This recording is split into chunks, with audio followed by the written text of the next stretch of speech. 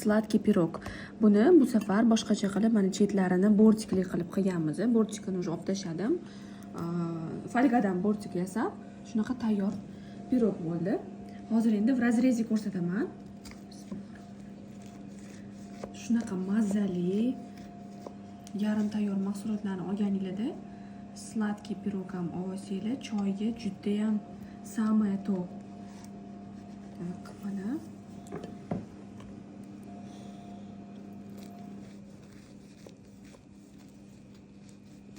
bu pisочный xamirdan qilinadi. Shunga shunaqa bo'linib ketishi mumkin.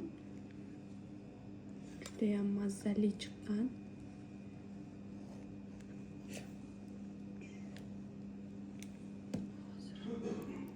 Вот такая вот красота, идеально mana kesildi. Nachinkasi limon, vishnya, yarmi tvorожный sir qilingan. Juda ham mazali.